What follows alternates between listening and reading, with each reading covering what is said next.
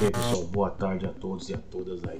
Nosso tema de hoje é eletricidade. A gente vai começar uma sequência de vídeos sobre essa temática tão importante nas nossas vidas, né? Então vamos conhecer um pouquinho mais sobre esse fenômeno. A eletricidade é um termo geral que abrange uma variedade de fenômenos resultantes da presença e do fluxo de carga elétrica. Esses incluem muitos fenômenos facilmente reconhecíveis, tais como os relâmpagos, eletricidade estática e correntes elétricas em fios elétricos. Além disso, a eletricidade engloba conceitos menos conhecidos como o campo magnético e a indução eletromagnética. A palavra deriva do termo em neolatim que significa electros, o que por sua vez deriva do latim clássico elétron. Lembra dos átomos e seus elétrons? Pois é, os elétrons são partículas que originam a eletricidade. Atualmente é impossível imaginar nossa vida sem a eletricidade. A simples ação de acender uma lâmpada, a utilização de diversos eletrodomésticos como lavadoras de roupa, aspiradores de pó e outros que facilitam nosso trabalho. Aquele banho quente, um café de cafeteira, um micro-ondas. Na tecnologia, a eletricidade está muito presente. Veja nos casos do celular, computadores, impressoras, drones, GPS, entre outros. No transporte, já estão sendo desenvolvidos e produzidos veículos elétricos. Na medicina, a maioria dos aparelhos utilizados dependem da eletricidade. Até a produção da eletricidade vem evoluindo, mas nem sempre foi assim. Vamos acompanhar um breve histórico dessa energia e conhecer os principais cientistas e pesquisadores que descobriram e a implementaram. Vamos lá, galera. Muito tempo antes de qualquer conhecimento científico sobre a eletricidade, as pessoas já estavam cientes dos choques desferidos pelo peixe elétrico. No Antigo Egito, por volta do ano de 2750 a.C., havia textos que referiam-se a esse como o trovão do Nilo, descrevendo como protetor de todos os outros peixes. Encontra-se o peixe elétrico também retratado em documentos e estudos antigos realizados por naturalistas, médicos ou simples interessados que viveram na Grécia Antiga. No Império Romano e na região da civilização islâmica, vários escritores antigos como Caio Plínio II e Escribônios Largos atestaram ciência do efeito anestesiante dos choques elétricos do peixe-gato e da arraia elétrica, e de que os choques elétricos podem viajar ao longo de certos objetos condutores de eletricidade. Na época, os pacientes que sofriam de gota e de dor de cabeça eram aconselhados a tocar o peixe elétrico, na esperança de que os poderosos choques elétricos desferidos por esse animal pudessem curá-los. Nas culturas antigas, ao longo de todo o Mediterrâneo, sabia-se que determinados objetos, a exemplo de pedaços de âmbar, ganham a propriedade de atrair pequenos e leves objetos, tais como penas, após atritados com pele de gato ou similar. Por volta de 600 anos a.C., Tales de Mileto fez uma série de observações sobre eletricidade estática, as quais levou-se a acreditar que o atrito era necessário para produzir magnetismo no âmbar, em visível contraste com o que se observava em minerais tais como a magnetita, que é o ímã natural, que não precisam de fricção. Tales enganou-se ao acreditar que a atração era devida a um efeito magnético e não a um efeito elétrico, havendo a ciência evidenciado de forma correta a ligação que Tales esboçou fazer entre eletricidade e magnetismo somente milênios mais tarde, numa experiência chamada como Experimento de Oersted, que datou 1820. A eletricidade permaneceria pouco mais que uma curiosidade intelectual por milênios, pelo menos até 1600, quando o cientista inglês William Gilbert publicou um estudo cuidadoso sobre magnetismo e eletricidade, entre outros, distinguindo de forma pertinente o efeito da pedra ímã e o da eletricidade estática produzida ao se esfregar o âmbar com outro material.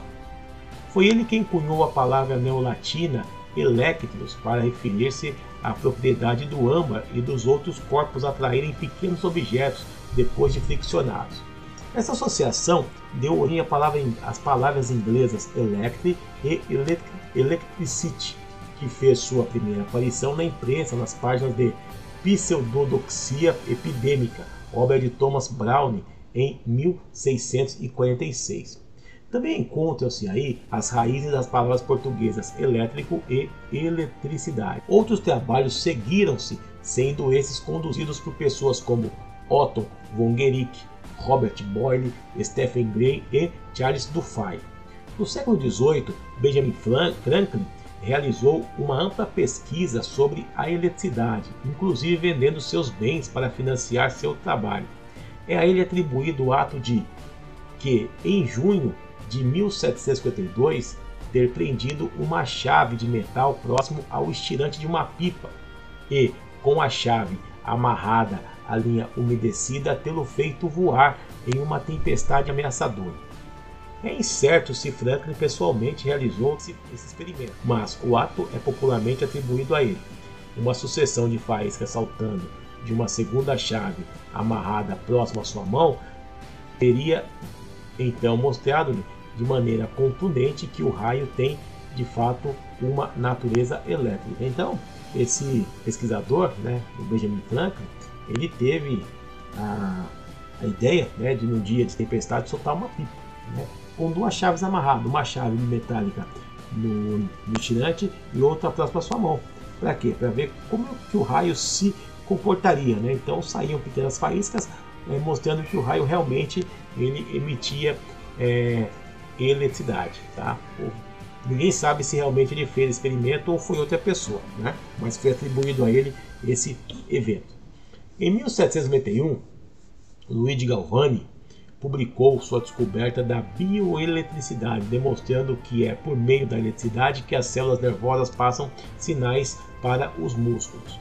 A pilha voltaica de Alessandro Volta, ou simplesmente bateria, datada de 1800 e feita a partir de camadas alternadas de zinco e cobre, forneceu aos cientistas uma fonte mais confiável e estável de energia elétrica do que as antigas máquinas eletrostáticas. A advento do eletromagnetismo, união da eletricidade e do magnetismo, é creditada à dupla Hans Christian Ørsted e André Marie Ampère. Seus trabalhos remontam anos de 1819 a 1820. Michael Faraday inventou o motor elétrico em 1821 e George Ohm analisou matematicamente o circuito elétrico em 1827. A eletricidade e o magnetismo, e também a luz, foram definitivamente unidos por James Clerk Maxwell entre 1861 e 1862. Embora o rápido progresso científico sobre eletricidade remonte os séculos anteriores, foi nas décadas do século XIX que deram-se os maiores progressos na engenharia elétrica, através dos estudos de Nikola Tesla, Galileu Ferraris, Oliver Heaviside, Thomas Edison, Otto Blatt, Anios Gedic, Charles Parsons, Joseph Swan, George Westinghouse, Werner von Siemens, Alexander Graham Bell e Lloyd Kelvin, a eletricidade transformou-se de uma curiosidade científica a uma ferramenta essencial para a vida moderna, ou seja, transformou-se na força motriz da segunda revolução industrial. Pois bem, galera, vamos explorar esse fenômeno tão presente e tão importante que é a eletricidade.